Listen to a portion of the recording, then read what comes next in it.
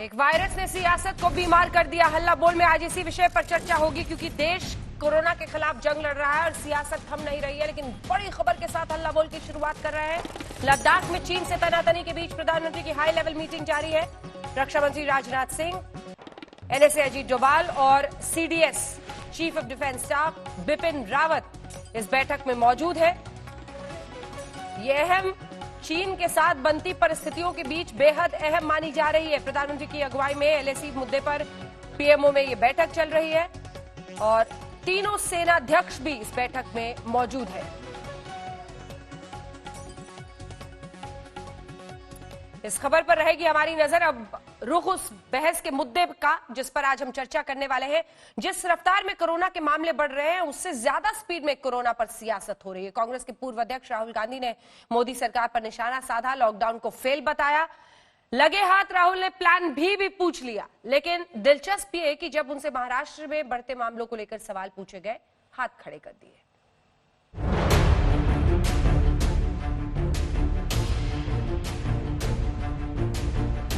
जब जब सियासत हावी होती है, कोरोना से जंग पीछे छूट जाती है और छिड़ जाती है कोरोना पर ही जंग। 62 दिन हुए लॉकडाउन को और बढ़ती ही जा रही है फतह की बेताबी। कोरोना पर नहीं, सियासत की बिसात पर। राहुल गांधी और सरकार में अब लॉकडाउन पर लड़ाई छिड़ गई है। हिंदुस्तान पहला देश है जो बीमारी के बढ़ते वक्त लॉकडाउन बंद कर रहा है। चाहे वो जापान हो, चाहे वो कोरिया हो, चाहे वो जर्मनी हो, फ्रांस हो, सब के सब ने लॉकडाउन जब बंद किया, जब बीमारी घटनी शुरू हुई थी। तो ये बात क्लियर है, स्पष्ट है कि हिंदुस्तान का लॉकडाउन फेल हुआ है। जब लॉकडाउन लगा तब 3 दिन में संक्रमण की संख्या डबल हो रही थी। आज ये दर कम होकर 13 दिन लगते हैं डबल होने के लिए। ये भारत की सफलता है, सबकी सफलता है। राहुल गांधी ने आज लॉकडाउन पर सवाल से बवाल खड़ा कर दिया। पूछा, लॉकडाउन तो फेल हो गया, सरकार का प्लान बी क्या है? बीजेपी कह रही है राहुल गांधी को सरकार की कोरोना पर कामयाबी अखर रही है। कांग्रेस को अब राहुल गांधी का नेतृत्व छोड़ प्लान बी पर सोचना चाहिए। जो लक्ष्य नरेंद्र मोदी जी का था, वो लक्ष्य पूरा नहीं हुआ। और अब हम बहुत इज्जत से, रिस्पेक्ट से, आदर से सरकार को और प्रधानमंत्री को पूछना चाहते हैं कि अब आपका प्लान बी क्या है? पूरे विश्व भारत को आज रोल मॉडल की तरह देख रही है। यदि कोई फेल हुआ है, वो आप फेल हुए राहुल गांधी एक नेता की तरह। पर प्लान बी का चिंता कांग्रेस पार्टी को करना चाहिए। एक नए नेता को ढूंढने में भारत को कोई नए प्लान की जरूरत नहीं। राहुल ने 21 दिन के लॉकडाउन से कोरोना पर फतह के मुद्दे पर भी सरकार की घेराबंदी की। बीजेपी कह रही है राहुल ने प्रधानमंत्री की बात पर गलत बयानी की। पीएम ने 21 दिन के लॉकडाउन को कोरोना चक्र पर कारगर बताया था। हेल्थ एक्सपर्ट्स की माने तो कोरोना वायरस की संक्रमण साइकिल तोड़ने के लिए कम से कम 21 दिन का समय बहुत अहम है। नरेंद्र मोदी जी ने कहा था कि 21 दिन में कोरोना की लड़ाई जीती जाएगी। 4 लॉकडाउन हो गए, तकरीबन 60 दिन हो गए। हिंदुस्तान पहला देश है जो बीमारी के बढ़ते वक्त लॉकडाउन बंद कर रहा है। राहुल गांधी ने प्रेस कॉन्फ्रेंस तो मोदी सरकार को घेरने के लिए किया, लेकिन जब महाराष्ट्र में सबसे ज्यादा कोरोना के मामलों पर खुद गिरे तो पल्ला झाड़ते हुए कहा, हम सरकार के साथी मात्र हैं, फैसले नहीं लेते। ये बोल राहुल ने इतनी बड़ी हेडलाइन दे दी कि महाराष्ट्र में गठबंधन के साथी पगले झांक रहे हैं। I would like to make a differentiation here. We are supporting the government in Maharashtra, but we are not the key decision maker in Maharashtra. Congress party सत्तारूढ़ दल है महाराष्ट्र में, लेकिन राहुल गांधी मौका परस्त राजनीति के लिए जाने जाते हैं और इसलिए वो कह रहे हैं कि महाराष्ट्र में हमारी कोई जिम्मेदारी नहीं है। मोदी सरकार अपने नए कार्यकाल में 1 साल पूरा कर रही है। 2 महीने 4 लॉकडाउन और कोरोना के बढ़ते मामलों के बीच देश के सियासतदान कभी महाराष्ट्र के महाभारत पर तो कभी लॉकडाउन की लड़ाई में उलझे हैं। बीजेपी सांसद नारायण राणे ने महाराष्ट्र में राष्ट्रपति शासन की मांग कर नया बवाल खड़ा कर दिया। हमें लगता है कि ये सरकार की क्षमता नहीं है, बचाने की क्षमता नहीं है। ये जब हमें विश्वास लगा, जब ही हम लोकतंत्र में जिस जगह जाना है वहां जाकर मैंने मांग की कि राष्ट्रपति राजवट महाराष्ट्र में लाइए और महाराष्ट्र की जनता को बचाइए। राष्ट्रपति राजवट का सपना मत देखिए। अगर कोई देखता है ना तो वापस वो जग नहीं जाएगा और सपने में ही रहेगा। राष्ट्रपति राजवट की अगर बात कोई करता है तो सबसे फिट केस है तो गुजरात स्टेट है। अब देखिए, हम सरकार स्थापन करने का कोई प्रयास नहीं करने वाले। ये अंतर विरोध से सरकार गिरेगी। हम तो आज इतना ही देख रहे हैं कि कोरोना की फाइट में सरकार अक्षम है और ऐसे समय हम जो मदद कर सकते हैं हम करने की कोशिश करेंगे और सरकार को जगाने की कोशिश करेंगे। कोरोना के खिलाफ लड़ाई में तमाम राजनीतिक पार्टियों के सियासी कार्ड फायदे की फिराक में ऐसे ही सामने आते रहेंगे। उनकी चिंता समझना मुश्किल नहीं। तो आइए चर्चा की शुरुआत करते हैं। एक बार फिर से पूरा मामला आपको सुना दें, क्योंकि कुल मिलाकर अब परिस्थिति यह है कि अब जबकि 2 महीने से ज्यादा का वक्त लॉकडाउन को लेकर हो गया है, लड़ाई छिड़ गई है इन परिस्थितियों में इस बात को लेकर कि क्या लॉकडाउन ठीक से लागू हुआ या नहीं देश में। डॉक्टर समित पात्रा, राष्ट्रीय प्रवक्ता भारतीय जनता पार्टी के हमारे साथ जुड़ गए हैं। हमारे साथ प्रियंका चतुर्वेदी, सांसद शिवसेना की जुड़ गई है। सुप्रिया श्रीनाथे हमारे साथ नेता और प्रवक्ता कांग्रेस पार्टी की जुड़ गई हैं। अरविंद वाजपेयी जी हमारे साथ प्रवक्ता लोक जनशक्ति पार्टी और एनडीए के साथी के संबित जी के जुड़ गए हैं। संबित जी, जवाब दीजिए। पहला सवाल आप ही से। आप तो कह रहे हैं कि आपने देश बचा दिया लॉकडाउन करके, राहुल गांधी कह रहे हैं आपका लॉकडाउन फेल हुआ। देखिए, मुझे समझ में नहीं आ रहा है कि राहुल जी आखिर क्या चाहते हैं। आप याद करिए, जब लॉकडाउन होता है तो राहुल गांधी जी बाहर आते हैं और प्रेस कॉन्फ्रेंस करके कहते हैं, मैंने अंग्रेजी में लिखा है जो उन्होंने कहा था, lockdown in no way can a lockdown defeat the virus. Lockdown defeat नहीं कर सकता है, लॉकडाउन का बहुत ज्यादा औचित्य नहीं है। आप लॉकडाउन उठाना चालू कर देते हैं और राज्यों को ये पावर देते हैं कि राज्य अपने हिसाब से किन इलाकों में उठाना है और किन इलाकों में नहीं उठाना है उसका निर्णय ले। तो राहुल जी कहते हैं कि लॉकडाउन क्यों उठा रहे हैं। आप जहाज नहीं चलाते हैं तो राहुल जी कहते हैं अरे जहाज क्यों नहीं चला रहे हो। जहाज चलाते हैं तो अरे जहाज क्यों चला रहे हो। आप जब दुकान खोलना शुरू करते हैं तो राहुल जी कहते हैं कि अच्छा क्यों खोल रहे हो, इससे तो बड़ा ही खराब हो जाएगा। नहीं खोलते हैं तो अरे ये इकोनॉमी और जहान तो बर्बाद हो जाएगा। मतलब जो आप करिए उसका ऑपोजिट राहुल गांधी करेंगे। देखिए, राहुल जी के पास प्लान ए नहीं है। प्लान ए का मतलब है प्लान अच्छाई, प्लान आत्मविश्वास। उनके पास प्लान बी है। प्लान बी का मतलब होता है प्लान बवाल और प्लान बेशर्मी। देखिए, ये बेशर्मी और बवाल, और मुझे तो आश्चर्य है, यहाँ मेरी बहन और मेरी दोस्त प्रियंका चतुर्वेदी बहुत दिनों बाद मेरे साथ बैठी हुई है। उनको बधाई, वो सांसद बनी है और आगे बहुत बढ़े वो, मैं ईश्वर से प्रार्थना करता हूँ। मगर आज जिस प्रकार से राहुल गांधी जी ने अपने हाथ को महाराष्ट्र की सरकार से खींच लिया है कि मेरा कोई लेना देना नहीं है, हम तो सपोर्टिंग एक्टर हैं, मतलब फिर सोनू सूद को ही बना दीजिए, आप उन्हीं को मंत्री बना दीजिए। वो एक्टर हैं, सपोर्टिंग रोल में कई बार रहे हैं, उनको अवार्ड मिला है, फिर तो सोनू सूद और ये कांग्रेस पार्टी में, आप बताइए कमाल की बात है। ऐसा होता है क्या? आपके मंत्री है वहां पे, आप वहां सरकार चलाते हैं, आप बोलते हैं हम सपोर्टिंग रोल में, हमारा कोई मतलब नहीं। इससे ज्यादा प्लान बी, इससे ज्यादा प्लान बेशर्मी कोई हो सकती है क्या?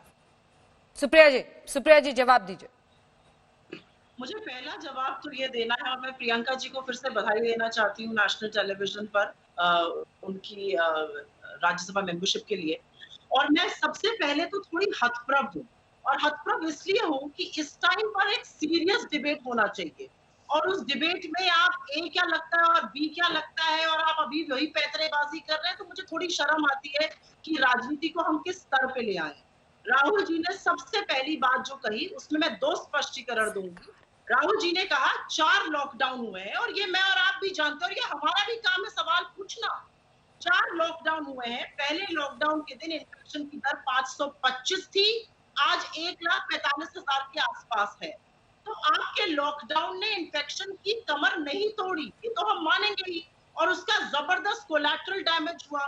तो सरकार से सवाल पूछना तो हम लोगों का नैतिक अधिकार है, और हम लोगों का कर्तव्य है कि हम ये सवाल पूछें कि अब क्या स्ट्रैटेजी रहेगी। अब जब खुल रहा है, जब 1,45,000 लोग इन्फेक्टेड हैं, योगी जी की तरह यूपी में 10 लाख लोग इन्फेक्टेड आ गए हैं, तो मुझे कोई ये समझाए कि स्ट्रैटेजी पूछने में क्या गलती है? सरकार से ही स्ट्रैटेजी पूछी जाएगी। दूसरी चीज, राहुल जी ने तो चलिए सवाल पूछा और सवालों का सामना किया। प्रधानमंत्री जी ने 2 चीजें कराई थी, हम लोगों ने करी थी। आज मैं पूछना चाहती हूँ, प्रधानमंत्री जी एक्शन से क्यों गायब है? प्रधानमंत्री जी बढ़कर देश को क्यों नहीं संबोधित कर रहे? क्यों नहीं बता रहे कि गोल पोस्ट शिफ्ट हुआ? डॉक्टर पॉल जो नीति आयोग के टास्क फोर्स के चेयरमैन थे, उन्होंने माना कि हाँ हमने गलती करी, डेटा को मिस इंटरप्रेट किया और हमने इन्फेक्शन को कम आंका। उन्होंने ये ऑन रिकॉर्ड माना है, इसको भी झुटलाएंगे क्या? और तीसरी और जरूरी बात जो मैं बिल्कुल स्पष्ट कर देना चाहती हूँ, राहुल जी ने ये कहा हम महाराष्ट्र में जूनियर पार्टनर हैं, we can not dictate terms. वो चीजें जहां पे हम सीनियर पार्टनर है, सोच सरकार होती है, वहां पर कर सकते हैं, बट पलड़ा झाड़ लेना, इस तरह के शब्दों का प्रयोग निहायत ही गलत है। हम महाराष्ट्र की सरकार में शामिल हैं, हमारी जितनी जिम्मेदारी हम निभा रहे हैं, और मुझे ऐसा लगता है कि महाराष्ट्र ने इतनी डेंसिटी ऑफ पॉपुलेशन होने के बाद भी बहुत अच्छा किया है। बाकी राज्यों से बहुत अधिक टेस्टिंग करी है, बाकी राज्यों से वहां पर जो हेल्थ सुविधाएं हैं वो बहुत ज्यादा है। इसको नकारना गलती होगी। इस टाइम पर ये गंदा ब्लेम गेम खेलना और अनौचित बहस करना बिल्कुल गलत बात है। संबित जी, एक बार प्रियंका जी भी बोल ले, फिर एक साथ जवाब दीजिएगा, सबका एक साथ जवाब दीजिएगा। ठीक है, प्रियंका जी आपका जवाब इस बात पर, क्या आप लोग भी सहमत हैं जब राहुल गांधी ये कहते हैं कि लॉकडाउन फेल हुआ? क्योंकि आपकी सरकार उन राज्यों में पहले थी जिसने लॉकडाउन का, कर्फ्यू का ऐलान किया था, पंजाब ने भी किया था। दूसरी बात, आज जब राहुल गांधी ने ये कहा कि हम ड्राइविंग सीट पर नहीं है महाराष्ट्र सरकार में, क्या गठबंधन की पार्टी जिसके कई मंत्री हैं आपकी सरकार में, ऐसा बात कह सकते हैं? सबसे पहले तो मैं संबित पात्रा ने मुझे शुभकामनाएं दी हैं, संबित पात्रा जी को धन्यवाद कहना चाहूंगी। उन्होंने शुभकामनाएं दी हैं, मैं उम्मीद करती हूं कि वो पूरा भी कर पाऊंगी। जो उन्होंने आने वाले समय के लिए मुझे शुभकामनाएं दी हैं वो भी पूरा करूंगी। दूसरी बात यहाँ पर कहना चाहती हूँ, जहाँ तक महाराष्ट्र की बात है और जो राहुल गांधी जी ने कहा है, हाँ इसमें हकीकत है कि महाराष्ट्र सरकार ने लॉकडाउन अनाउंस किया था, पर लॉकडाउन हमने स्टेप बाय स्टेप किया था। पहले हमने मॉल्स को बंद किया, फिर हमने पब्लिक प्लेसेस को बंद किया, फिर हमने जो तबलीगी जमात वो बड़ा सा इवेंट करने जा रहे थे, हमने उसकी परमिशन नहीं दी, फिर हमने स्कूल ये सब बंद किए। तो एक स्टेज्ड मैनर में, फेज वाइज मैनर में किया। जो प्रधानमंत्री जी ने आकर लॉकडाउन अनाउंस किया, जो 4 घंटे का मोहलत दी, सारे राज्यों को दी और सारे राज्यों से कह दिया 4 घंटे में सब बंद हो जाएगा। तभी भी महाराष्ट्र सरकार पहली सरकार थी जिन्होंने उनसे रिक्वेस्ट की, और खास करके रेल मंत्री जो राज्यसभा में महाराष्ट्र का प्रतिनिधित्व करते हैं और मंत्री भी हैं, उनसे हमने ये कहा कि क्योंकि बहुत सारे हमारे माइग्रेंट भाई बहन हैं जो यहाँ पर आते हैं, वो जाना चाहते हैं, तो कुछ दिन तक ट्रेन को आप परमिशन दीजिए, जैसे वो लोग भी अपने ठिकाने जा सकें अगर उनको जाना है तो, वरना हम उनकी जिम्मेदारी लेने को तैयार हैं। हमने जिम्मेदारी भली भांति निभाई, पर ये लॉकडाउन एक्सटेंड होता जा रहा है, तो कहीं ना कहीं ये सवाल जरूर उठ खड़ा होता है कि आप सडन लॉकडाउन कर देते हैं, फिर सडन छूट दे देते हैं, एकदम से सारी ट्रेन चालू हो जाएंगी, सारी फ्लाइट, 500 फ्लाइट। कल भारतीय जनता पार्टी के एक प्रवक्ता थे, मुझसे टेलीविजन चैनल पे डिस्कस कर रहे हैं कि मुंबई के लिए हमने 200 फ्लाइट्स का प्रबंधन किया था। तो आप खुद समझ सकते हैं, पहले एक तरफ आप मुंबई को लेकर आप अपनी पूरी राजनीति कर रहे हैं, दूसरी तरफ आप कह रहे हैं अब हम फ्लाइट्स भी आने देंगे, 200 फ्लाइट्स आएंगी, 2 लैंड करेंगी और टेक ऑफ करेंगी।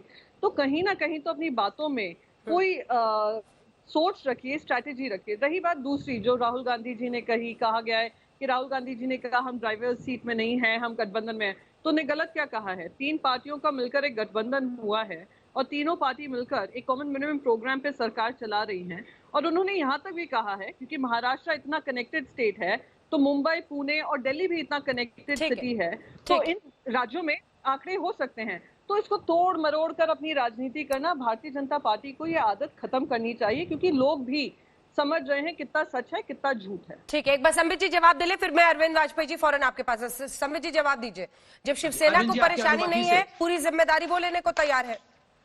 ठीक है, मैं आपकी अनुमति से, देखिए अच्छी बात है कि तू मैं की बहस नहीं हो रही है और अच्छे लोग बैठे हैं आज आपके डिबेट में।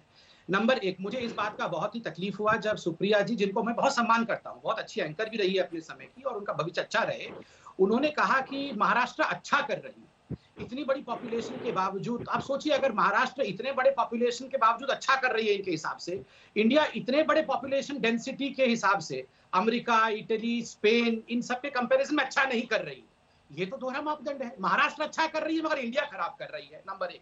नंबर 2, देखिए अभी प्रियंका जी ने कहा कि प्रधानमंत्री से पहले जो लॉकडाउन अनाउंस हुआ, वो लॉकडाउन हमने कितने अच्छे तरीके से चालू किया। पहले हमने स्कूल बंद किया, फिर हमने जिम बंद किया, फिर हमने फलाना बंद किया, फिर धीरे धीरे करके हमने लॉकडाउन किया। उस समय तो राहुल गांधी ने प्रेस कॉन्फ्रेंस किया था कि अरे ये तो आप अपने अनप्लान्ड लॉकडाउन हमारे ऊपर थोप दिया है, ये शक्तियां तो आपको राज्य सरकार को देना चाहिए कि राज्य सरकार अपने हिसाब से लॉकडाउन लगाए। और अभी प्रियंका जी कह रही हैं कि हमने तो अपने हिसाब से लॉकडाउन लगाया। देखिए प्रियंका जी, आप भी जानती हैं कि अभी पूरा का पूरा कानून आपके ऊपर है। आप अगर चाहते हैं कि धारावी में लॉकडाउन ना खोला जाए, ये बिल्कुल ना खोलिए।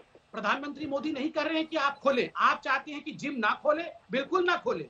आश्चर्य का विषय और विडंबना है कि एक तरफ तो आपके मुख्यमंत्री कह रहे हैं कि मैं ज्यादा से ज्यादा ट्रेन चाहता हूं, मगर टीवी में आके उनके प्रवक्ता कह रहे हैं कि अच्छा आपने इतना ज्यादा ट्रेन क्यों भेज दिया, इससे तो बीमारी हो जाएगी। तो पहले आपको डिसाइड करना पड़ेगा, ज्यादा ट्रेन चाहिए आपको मजदूरों के लिए या आपको ट्रेन नहीं चाहिए। नंबर 2, देखिए एक आंकड़ा है जो आज आईसीएमआर की तरफ से रिलीज हुआ पहले, कि अगर लॉकडाउन नहीं होता तो आज हिंदुस्तान में 14 लाख से 29 लाख केसेस होती और उसी प्रपोर्शन में डेथ भी होती। देखिए अमेरिका विश्व का सबसे बड़ा और पावरफुल डेमोक्रेसी है। आप देखिए उन्होंने लॉकडाउन नहीं लगाया। आप सब ट्रंप पे हंस रहे थे ना कि ये ट्रंप क्या कर रहा है। देखो 1 लाख से अधिक लोगों की मृत्यु। मैं तो बहुत धन्यवाद देता हूं कि देखिए ठीक है, थोड़ा अप्स एंड डाउन्स रहा है, हम तू मैं कर रहे बैठ के अपनी बहनों के साथ और भाइयों के साथ, ये सब चलता रहे। किंतु जिस प्रकार का स्टेप हमारे प्रधानमंत्री जी ने दूरदर्शिता के साथ लिया है, वो अपने आप में बहुत प्रशंसा योग्य है, उसमें राजनीति नहीं होनी चाहिए। चलिए ठीक है, मैं इस पर जवाब लूंगी प्रियंका जी भी और सुप्रिया जी आपसे भी, लेकिन उससे पहले अरविंद वाजपेयी जी आपके पास आते हुए कुछ ग्राफिक्स के आंकड़े एक बार फिर से मैंने इकट्ठा किए हैं। 31 जनवरी को पहला मामला हिंदुस्तान में आया था। ऐसा ही एक मुल्क है स्वीडन, वहां पर भी 31 जनवरी को ही मामला सामने आया। स्वीडन ने लॉकडाउन की घोषणा नहीं की, लॉकडाउन नहीं लगाया, स्कूल कॉलेज रेस्टोरेंट सब खुले रहे। लेकिन स्वीडन में शुरुआत में तो ऐसा लगा कि जो आसपास के पड़ोसी उसके मुल्क हैं वहां पर परिस्थिति ठीक है, लेकिन अब वहां पर बेतहाशा बढ़ रहे हैं मामले, 32,172 के आसपास, जबकि जनसंख्या घनत्व वहां पर बहुत कम है। तो क्या लॉकडाउन का फैसला महत्वपूर्ण नहीं है कोरोना के खिलाफ लड़ाई में? यह एक महत्वपूर्ण बिंदु है। एक और हम आपको दिखा रहे हैं कि स्वीडन की जो नीति रही उसकी वजह से हिंदुस्तान को आप देखिए इस पूरी लिस्ट में ये मृत्यु दर है। कुल 10 लाख कितनी मौतें किस मुल्क में हो रही हैं ये हम आपको दिखा रहे हैं। सबसे ज्यादा इस वक्त बेल्जियम में मौतें हो रही है 793, 598 स्पेन में, 537 इटली, इंग्लैंड में भी 531, मतलब 500, 400, 300 के ही रेंज में France, Sweden, Netherlands, Ireland, America में 286, स्विट्जरलैंड 219, ब्राजील 94, लेकिन हिंदुस्तान में 3 प्रति 10 लाख मौतें जब हम देखते हैं हर दिन के लिए, तो हिंदुस्तान का आंकड़ा और भी शून्य के करीब पहुंच जाता है। ऐसे में क्या हम ये नहीं माने कि विश्व के आंकड़े को देखते हुए मजदूरों की परेशानी से कोई आंखें बंद नहीं कर सकता, ना सरकार, ना विपक्ष, ना राज्य सरकारें। लेकिन अगर कोरोना संक्रमण और इस बीमारी से लड़ाई में हम देखें तो लॉकडाउन का फैसला वक्त पर लेना सही साबित हुआ। अरविंद वाजपेयी जी, देखिए ये तो बड़ा साफ है और ये कांग्रेसियों को और विपक्ष के बाकी सारे लीडरों को भी जानकारी है कि अगर लॉकडाउन नहीं लगता तो क्या हालात होते, और ये आंकड़े दिखा के आपने और क्लियर कर दिया। देखिए इस महामारी की, राहुल जी ने तो आज का बीमारी है, ये बीमारी नहीं है, बीमारी तो ठीक होती है, ये महामारी है और एक ऐसी महामारी है जिसका कोई इलाज नहीं है, कोई वैक्सीन नहीं निकला है, और उसके बावजूद लॉकडाउन करने से हमारे कंट्रोल में है ये मामला। देखिए जब लॉकडाउन लगाया तो राहुल जी का स्टैंड था कि लॉकडाउन प्लान वे में लगाया, फिर बीच में उनका स्टैंड हो गया कि लॉकडाउन का मतलब होता है पॉज होना, फिर आज क्या उन्होंने फैसला दिया कि लॉकडाउन तो फेल हो गया। अरे भाई, राज्य सरकारों ने, जब पंजाब ने लगाया, महाराष्ट्र ने लगाया, बाकी आपकी सरकारों ने लगाया, तब लॉकडाउन ठीक था क्या? देखिए इस पे बहस नहीं हो सकती कि लॉकडाउन से फायदा हुआ या नुकसान हुआ। ये तय है कि लॉकडाउन की वजह से ही आज हम स्थिति में हैं कि वर्ल्ड में सबसे नीचे हैं। हाँ, लेकिन दूसरी चिंता का विषय है कि संख्या बढ़ रही है। देखिए अब लॉकडाउन 60 दिन हमने लगा दिया तो कब तक लॉकडाउन रहेगा? लॉकडाउन खोला नहीं जाएगा। दूसरी तरफ जब हम लॉकडाउन सेकंड लगाया, थर्ड लगाया, तो कहा जी इकोनॉमी खत्म हो गई है, इसको खोलिए जल्दी। जब खोलने का हम प्लानिंग कर रहे हैं और तरीके से खोलने का उसको सिलसिला आपने चलाया, तो कह दिया इन्होंने लॉकडाउन। आप क्यों नहीं लगा रहे हैं जबकि आंकड़े बढ़ रहे? देखिए, मुझे कहते हुए ये कोई दिक्कत नहीं है कि विपक्षी और खास तौर से कांग्रेस कंफ्यूज है पूरी तरीके से, और साथ के साथ राजनीति भी करना चाहती है। कभी बस के नाम पे राजनीति करेंगे, कभी मजदूरों के नाम पे राजनीति करेंगे, पर लेकिन भूल जाते हैं कि समय क्या चल रहा है। ये संकट है, इनको पता है कि जब इनके पास 2 बार संकट आया, 60 साल इनकी सरकार थी, पाकिस्तान ने हमला किया, चाइना ने हमला किया, तो विपक्ष में हम लोग थे, तो हमने इनका साथ नहीं दिया क्या? हमने इनकी हाँ में हाँ मिलाई, लेकिन इन्होंने कोई कसर नहीं छोड़ी हमको क्रिटिसाइज करने में, हमको गुमराह करने में। अभी परसों नरसों क्या लेटर लिखवा दिया कि सबकी प्रॉपर्टी अटैच कर लीजिए। मतलब ये इस तरह की बातें हमने थोड़ी लिखा है लेटर, क्या बेवकूफी की बातें कर रहे हैं? मंत्रियों का सोना जब्त कर ले। मतलब ये क्या चाहते क्या है? ये इनको या तो जानकारी नहीं है, ठीक है, जवाब लेते हैं। सलाहकार नहीं है। ये संकट का समय है, संकट का समय है, इसको आपको हमारे साथ मिलके देना चाहिए। ठीक है सुप्रिया जी, इस लड़ाई से जीता जाएगा, ना कि खाली क्रिटिसाइज करने से। ठीक है सुप्रिया जी, जवाब दीजिए इस बात का। और साथ ही एक सेकंड सवाल सुन लीजिए सुप्रिया जी। सवाल है, और वो सवाल ये है कि भारत अगर लॉकडाउन में भारत फेल हो गया तो क्या महाराष्ट्र, पंजाब, राजस्थान ये पास हो गए, या वो अपने राज्यों की भी फेल होने की स्वीकार्यता दे रहे हैं इसमें? मैं सबसे पहले तो कुछ चीजें क्लियर कर दूं, शायद वाजपेयी जी को ना पता हो। जिस चीज का उन्होंने उल्लेख किया है उसको कोई प्राइवेट इकोनॉमिस्ट ने बोला है, हमने नहीं बोला है। दोनों चीजें जिनके उन्होंने उल्लेख किया है, चाहे वो मंदिर की प्रॉपर्टी की बात हो या दूसरा कुछ प्राइवेट प्रॉपर्टी अटैच करने की, उसको कांग्रेस पे मर देना या बाकी पृथ्वीराज चौहान कर सकते हो, यहाँ पर मेरे साथ आप नहीं कर पाएंगे। हमने ये बिल्कुल नहीं बोला, ये हमारा स्टैंड नहीं है। पहली चीज। पृथ्वीराज चौहान इकोनॉमिस्ट है। नहीं, पृथ्वीराज चौहान ने इस पे साइन नहीं किया है, ये प्राइवेट इकोनॉमिस्ट ने साइन करके सर्कुलेट किया है। इसकी कॉपी भी मैं आपको दे सकती हूँ। It's very clear. Prithviraj Chauhan ने इसको मेंशन जरूर हो सकता है करा हो, तो मुझे पता नहीं है, लेकिन इस पर सिग्नेटरी कांग्रेस पार्टी के लोग नहीं है, ये प्राइवेट इकोनॉमिस्ट है। It's a private document prepared by economist all over the world who are Indian origin and in India. So first things first. दूसरी चीज मैं बिल्कुल क्लियर कर देना चाहती हूँ कि आपने लॉकडाउन पर हमने आपके पहले बार भी सवाल नहीं उठाया था, हमने दूसरी बार भी सवाल नहीं उठाया था, हम आज भी सवाल नहीं उठा रहे हैं। हम ये कह रहे हैं कि लॉकडाउन से इन्फेक्शन कंट्रोल नहीं हो रहा है, तो अब आपकी आगे चल के क्या स्ट्रैटेजी होगी? आपने स्वीडन की बात करी अंजना जी। स्वीडन एक फुल्ली फंक्शनल वेलफेयर स्टेट है, वहां पर स्टेट हर व्यक्ति का हेल्थ का, इंश्योरेंस का पैसा देता है। इंडिया में ऐसी सिचुएशन नहीं है।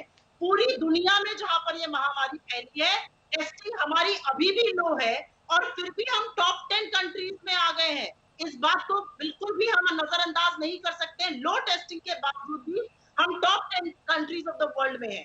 और एक अहम बात ये भी है कि इस लो टेस्टिंग के बावजूद भी माइग्रेंट लेबर की जो ह्यूमन त्रासदी देखी गई है, it's a big travesty of our times, वो और किसी दुनिया के किसी और विश्व के किसी और देश में नहीं देखी गई है। और उसका सवाल सीधा सरकार से होगा, और इसलिए होगा क्योंकि प्रियंका जी ने जो ट्रेनों की बात करी थी वो बिल्कुल स्टैंड था।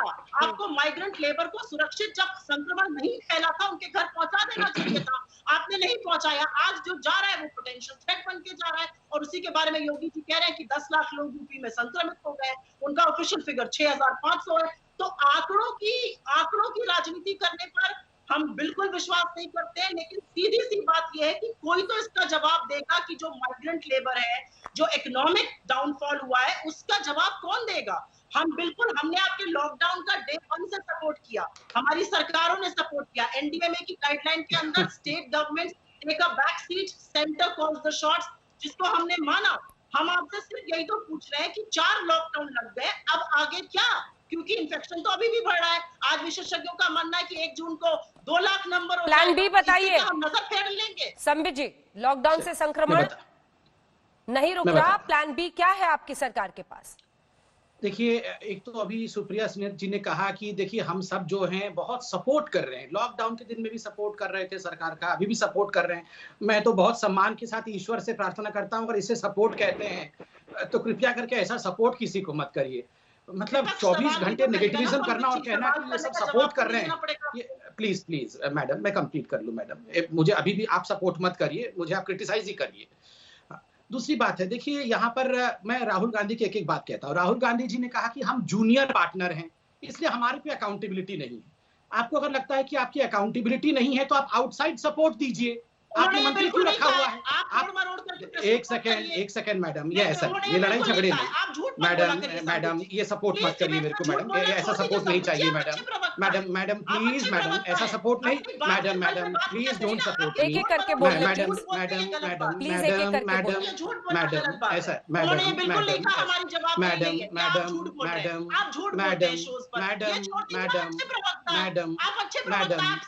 मैडम मैं अच्छा प्रवक्ता हूँ, मैं जानता हूँ मैडम, आप मैं चिल्लाता नहीं हूँ किसी के पीछे मैडम प्लीज मैडम काम हो जाइए, कूल हो जाइए ma'am, don't shout ma'am please ma'am, I request you ma'am don't shout, thank you don't shout, thank you madam thank you धन्यवाद मैडम, हम एक दूसरे के बीच में ना चिल्लाएं मैडम, शांत हो जाइए मैम, शांत हो जाइए मैम प्लीज, शांत हो जाइए, थैंक यू।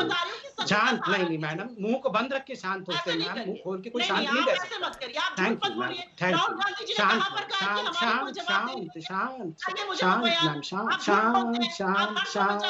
मैम, शांत, इसको बंद रखने से शांति होती है। अब मैं जवाब करेक्ट करूंगी ना, नहीं ठीक है, आपने करेक्ट कर दिया, आपने कहा कि वो झूठ बोल रहे हैं। संबित जी अब वापस मुद्दे पर आकर प्लीज, मैं मुद्दे पर आकर अपनी बात पूरी करें जी। इसके बाद आ रही हूँ प्रियंका जी फौरन, संबित जी बात पूरी करें, संबित जी बात पूरी करें। देखिए इन्होंने कहा कि इन्होंने क्या, राहुल गांधी जी ने कहा कि हम वहाँ सपोर्टिंग रोल में हैं या पीछे रोल में हैं, हम मेन सरकार में नहीं है या हम मेन सरकार के जवाब नहीं दे सकते।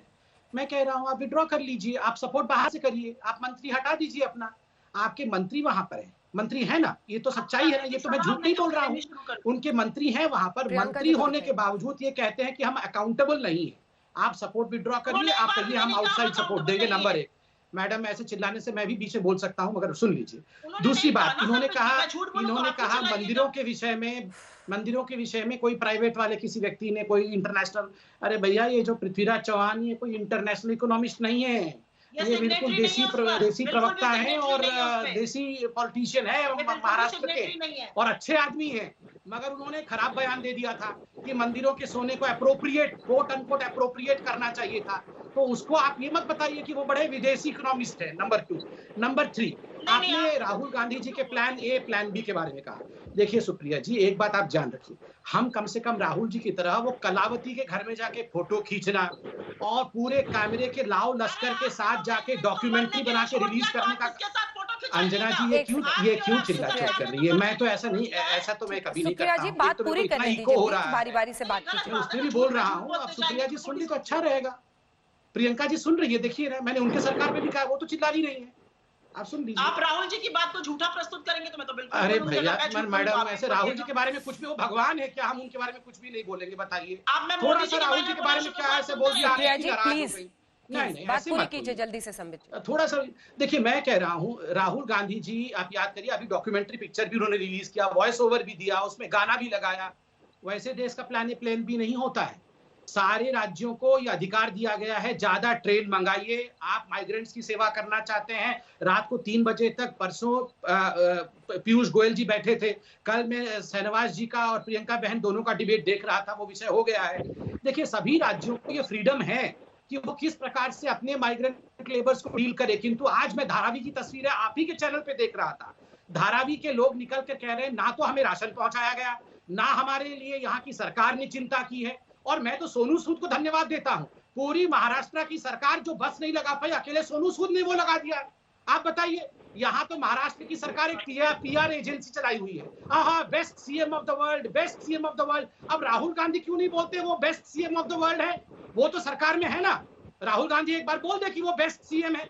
जब राहुल गांधी से पूछा जाता है तो वो बोलते मेरा कोई लेना देना नहीं है, और बाकी बेस्ट सीएम है, कमाल की बात है। ठीक है प्रियंका जी जवाब। ये नहीं कहा है, ये आपकी मनगढ़ंत बातें हैं। प्रियंका जी मेरी मनगढ़ंत बातें हैं तो इतने देर का डिबेट क्यों हो रहा था?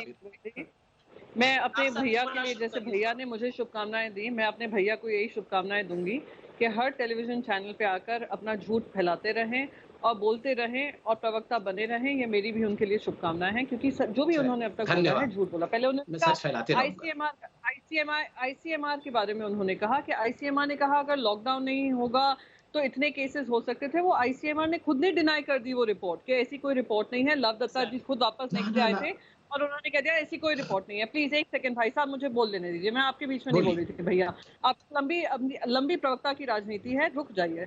दूसरा, आपने ये कहा कि लॉकडाउन को लेकर आपने कहा, बिल्कुल मैं बार बार कहूंगी कि महाराष्ट्र ने ही लॉकडाउन की बात कही थी, पर हमने लॉकडाउन जो पूरे स्टेट के बॉर्डर सील कर दिए थे, पूरे देश के बॉर्डर सील कर दिए, रातों रात ट्रेनें बंद कर दी, रातों रात सब तरीके से जो हमारे मजदूर भाई बहन थे जो वापस जाना चाहते थे उनके लिए भी कोई भी सुविधा बंद कर दी। अभी आपने कहा सोनू सूद जी, हम सब सोनू सूद जी के कृतज्ञ हैं कि उन्होंने आकर ये काम किया है। ऐसे बहुत सारे लोग हैं जिन्होंने मेहनत की है और हम उन सभी को श्रेय देते हैं, पर साथ ही साथ इतना झूठ ना बोलें कि महाराष्ट्र सरकार ने नहीं किया। करीब 550 ट्रेन चल चुकी हैं, वो भी इतनी अड़कलें लाने के बावजूद, जहां पे उत्तर प्रदेश की सरकार हो, बिहार की सरकार हो, परमिशन नहीं दे रही है।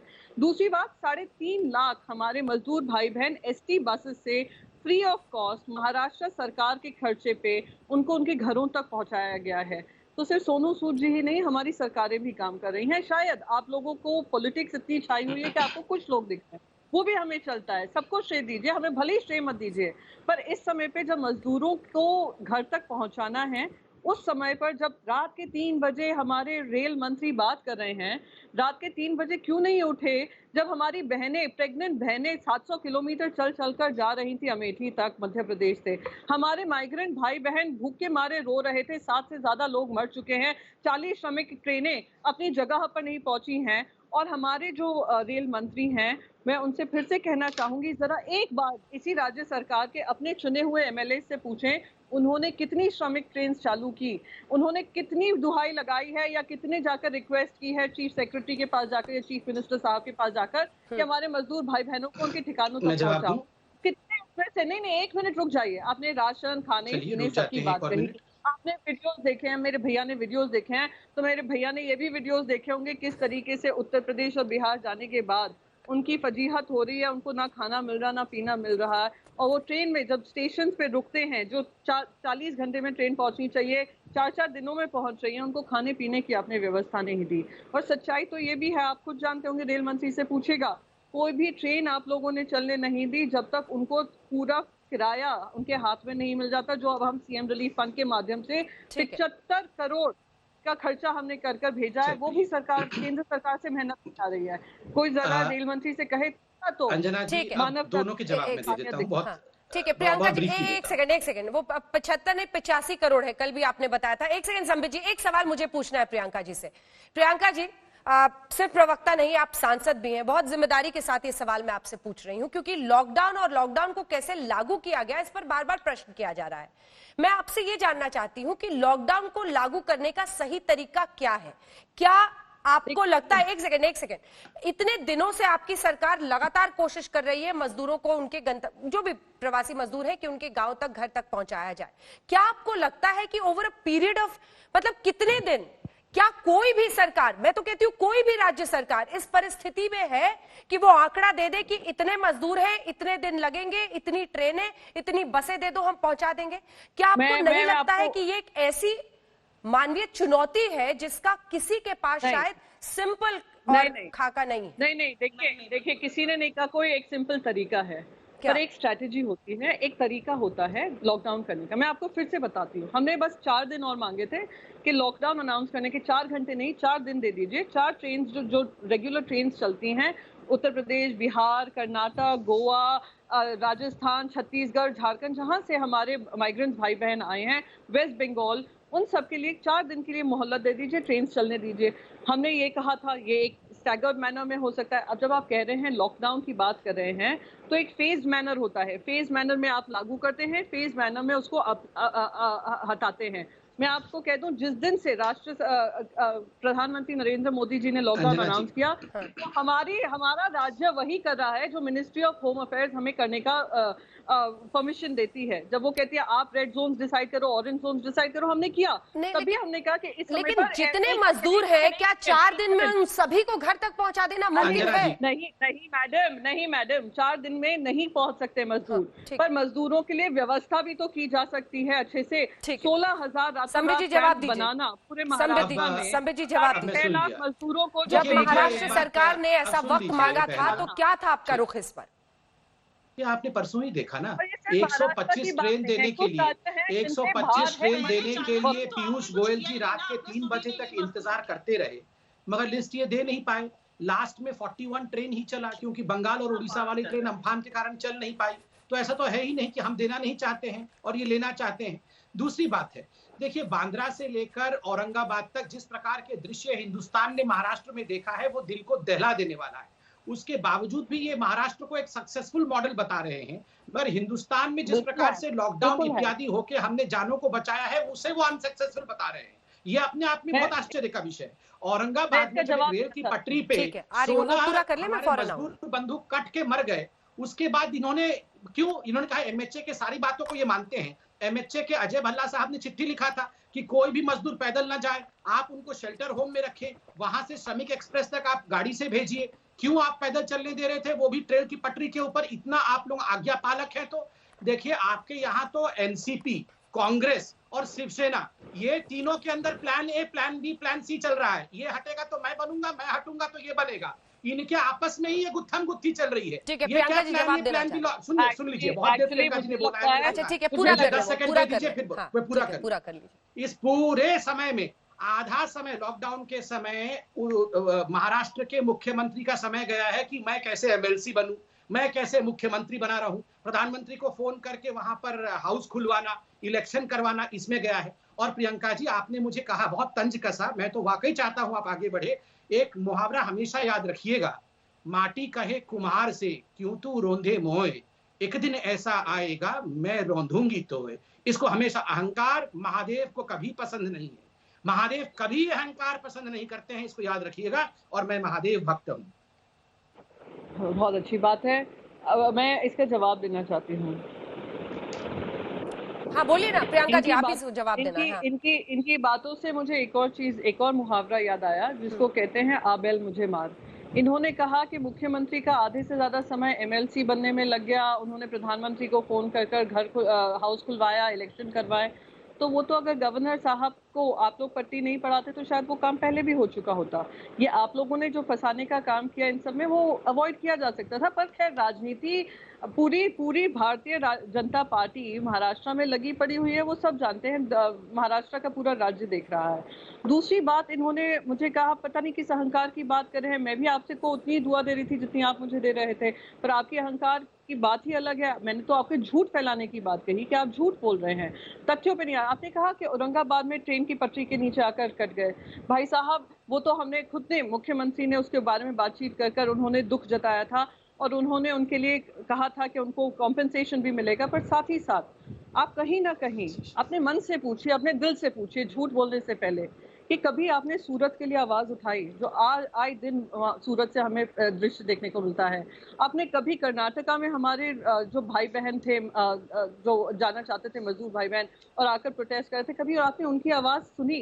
कभी आपने आवाज सुनी? वो 1200 किलोमीटर जो लड़की साइकिल चलाकर अपने पिताजी को पीठ पे लेकर, साइकिल पे लेकर गई। आप तो उसको ओलंपिक फेडरेशन में भेजना चाह रहे थे, कह रहे थे साइकिलिंग फेडरेशन, क्योंकि इवांका ट्रंप ने उसके बारे में लिख दिया था। और वो बेचारी बच्ची क्या कह रही है, मैं थक गई हूँ। अरे भाई साहब, जरा रविशंकर प्रसाद जी की ट्वीट पढ़ लीजिए, किरण रिजिजू जी की ट्वीट पढ़ लीजिए, फिर आप इस पे मुझे बात करिएगा। और लास्ट में बात कहूंगी, वो बच्ची कह रही है कि मैं थक गई हूँ इतनी लंबी जर्नी कर, मुझे साइकिलिंग नहीं करनी है, मुझे पढ़ाई करनी है, उसी की सहूलियत दिला दीजिए। उसके बाद तो हमने किसी को नहीं सुना बात करते हुए। एक डीएम पोस्ट करते हैं, अमेठी के डीएम कहते हैं कि उन्होंने 700 किलोमीटर चलकर, मध्य प्रदेश से एक बच्ची लड़की आती है, प्रेग्नेंट महिला पहुंचती है अमेठी, पैदल चल कर, तो डीएम उसका स्वागत करने के लिए खड़े हुए हैं। तब आपका दिल नहीं दुखी हुआ संबित जी को वही दुख होता है जहाँ पे उनके राज्य में सरकारें नहीं है।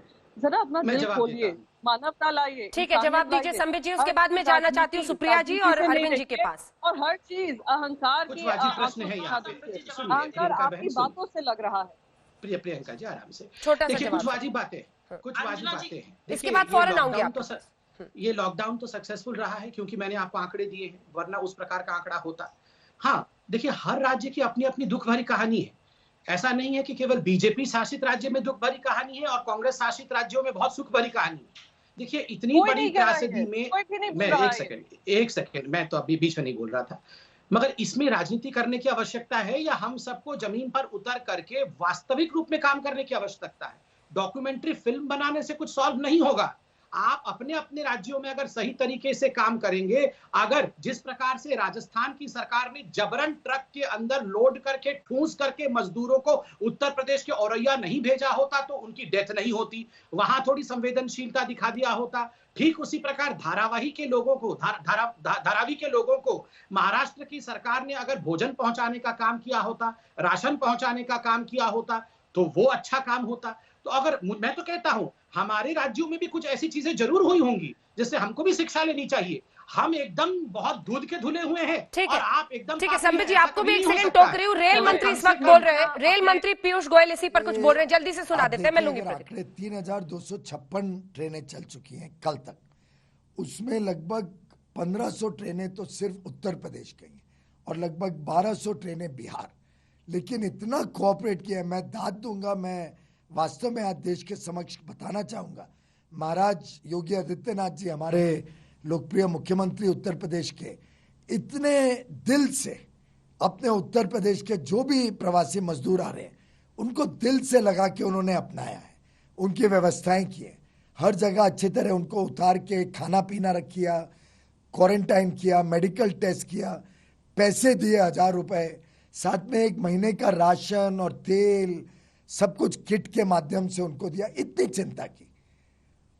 बिहार के हमारे माननीय मुख्यमंत्री नीतीश कुमार जी ने कोई ट्रेन को मना नहीं किया, सबको गले लगाया, सबको बुलाया, ट्रेन का भाड़ा उनको वापस दिया, 500 रुपए ऊपर दिए, अपने अपने घरों तक पहुंचाया मेडिकल टेस्ट करके। उड़ीसा के माननीय मुख्यमंत्री ने अपने सब जो प्रवासी मजदूर आए उनको 2000 रुपए देके अपने घरों तक पहुंचाया। आखिर क्या पश्चिम बंगाल, केरल, ये सब राज्य इसी प्रकार से नहीं कर सकते? क्या महाराष्ट्र जैसे राज्य में व्यवस्थित रूप से सबको नहीं भेजा जा सकता? और रही बात केरल के कंप्लेंट की, रेलवे की जिम्मेदारी नहीं है ये जो स्टेट भेजता है उसने ये जानकारियां बनानी है, उसने जो प्रवासी मजदूर है उनका ई पास बनाना है। रेलवे तो कोई रिलीफ कैंप नहीं चला रहे, रेलवे तो एक सुप्रिया जी, आपके साथ शुरुआत करते हुए रेल मंत्री ने जो कहा है उस पर उन्होंने एक बार फिर से महाराष्ट्र की नीति पर, पश्चिम बंगाल की नीति पर वार किया। मैं एक बात बस कहना चाहती हूँ, जो रेल मंत्री ने कहा है उस पर टिप्पणी करूंगी और उसके साथ मैं ये भी बोलूंगी कि मूल सवाल क्या है अंजना जी, मूल मुद्दा क्या है? मूल मुद्दा ट्रेनों पे राजनीति है या मूल मुद्दा ये है कि हमने 40 दिन तक इन लोगों की सुध क्यों नहीं ली? मूल मुद्दा ये है कि ये लोग सड़क पे चलने को क्यों मजबूर हो गए? मूल मुद्दा ये है कि 40 दिन तक हम ये क्यों भूल गए कि प्रवासी भारतीयों के पास, प्रवासी श्रमिकों के पास न वेतन है, न रोजगार है, न रहने का कोई साधन है, वो घर जाना ही चाहेगा। हमने उनकी कोई सुध नहीं ली 40 दिन तक, इसलिए वो सड़क पर चलने को मजबूर हुए। तो मूल मुद्दा हर बहस से पहले तो ये है। दूसरा, मैं एक बात पूछना चाहती हूँ, आपने एक आंकड़ा दिया था 31 जनवरी को पहला केस आ गया था इंडिया में। फरवरी में राहुल जी ने जो सावधानी बरतने को था उसके बारे में मैं जिक्र भी नहीं करूंगी। 11 मार्च को तो पैंडेमिक डिक्लेयर कर दिया था WHO ने। उसके बाद हमने ये MLC की बात कर रहे थे महाराष्ट्र में, आप मध्य प्रदेश में क्या कर रहे थे? दूसरा सवाल। और तीसरा सवाल, मैं पूरी विनम्रता और पूरी ईमानदारी और पूरे जिज्ञासा से पूछना चाहती हूँ, प्रधानमंत्री जी कहाँ हैं? आज जब केसेस 1.5 लाख के करीब आ गए हैं तो देश का मुखिया, देश का प्रधानमंत्री जो कि संबोधित कर रहे थे देश को, आज वो नहीं दिख रहे हैं, आज वो हमसे बात नहीं कर रहे हैं।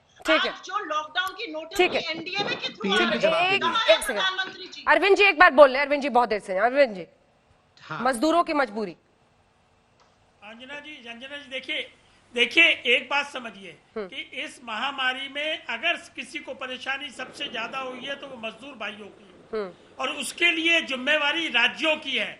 देखिए जहां तक सेंटर का सवाल है, सेंटर ने राशन दिया, पैसा दिया, और देखिए महाराष्ट्र का खास तौर से उदाहरण देता हूं, 4,600 करोड़ रुपए सिर्फ राशन के लिए दिए, 1,000 करोड़ रुपए उनके शेल्टर हाउस के लिए दिए। क्यों नहीं लोगों ने मजदूर? ठीक है, प्रियंका जी से जल्दी जवाब लेते हैं, वक्त बहुत कम बचा है। ये उत्तर भारतीयों को शिवसेना और राज ठाकरे हमेशा इनको मारा करते थे। ठीक है, वो जवाब दे दे। कंक्लूडिंग जवाब मैं आपसे संबित जी लूंगी। एक बार प्रियंका जी बोलिए। देखिए आपने एक पहले अपने पहले जब आपने विचार व्यक्त किए थे, आपने कहा था हम जब विपक्ष में थे हम समर्थन देते थे। आप कभी विपक्ष में रही नहीं आपकी पार्टी हमेशा सत्ताधारी पार्टी रही है, सब जानते हैं। रही बात आपके इस सवाल की कि महाराष्ट्र सरकार किस तरीके से नॉर्थ इंडियंस के साथ बिहेव कर रही है, आपको ये दुर्भाग्य है कि आप इस तरीके से भाषा का इस्तेमाल कर रहे हैं और आरोप लगा रहे हैं बगैर किसी तथ्य के। जरा जाकर अपनी सरकार से भाजपा बताइए, प्रियंका जी शिवसेना ने किया नहीं? ठीक है, जब राज ठाकरे ने किया नहीं क्या? नहीं, आप रिक्शे वालों को, सुनने का साहस है कि नहीं? कैसे बोलने का साहस है? सुनने का साहस है? ये इतिहास है आपका। ठीक है, अरविंद जी जवाब सुन लीजिए उनका।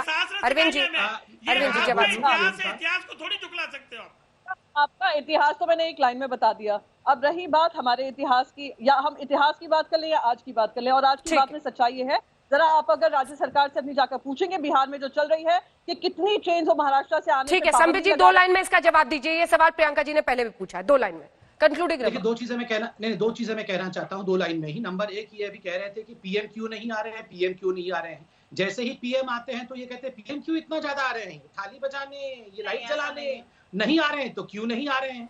और प्रियंका जी क्या लिखा है देखिए सामना में आपके राउत साहब ने, सिंह, चौबे, दुबे, मिश्रा, नटराजन, मेनन, पारेख, मेहता, सांगले, मतलब कुल मिला के मराठी में है, मैं इसको आपको दिखा रहा हूं। उन्होंने जिस प्रकार से नॉर्थ इंडियन टाइटल्स के ऊपर तंज कसा है, ये अपने आप में बहुत खराब है। मैं वैमनस्य पैदा नहीं करना चाहता हूँ, ये न्यूज बनाना मराठी में, और हर कोई जानता है इसमें इन्होंने क्या कहा है। मैं पढ़ नहीं रहा हूं ताकि किसी प्रकार की वैमनस्यता ना हो, मराठी में लिखा हुआ है, आप प्लीज देख लीजिएगा इसको। हो गया, चलिए इस पर अलग से किसी दिन जवाब लेना होगा। आप सभी का बहुत धन्यवाद हमारे साथ चर्चा में शामिल होने के लिए। लेकिन ये देश को याद रखना होगा कि लॉकडाउन अभी भी लागू है। देश के ज्यादातर हिस्सों में हो सकता है उसमें ढील पड़ी हो, सियासत तेज रफ्तार से भाग रही हो, लेकिन कोरोना जस के तस वायरस के तौर पर इस देश में अभी भी संक्रमण फैला रहा है। देखते रहिए आज तक।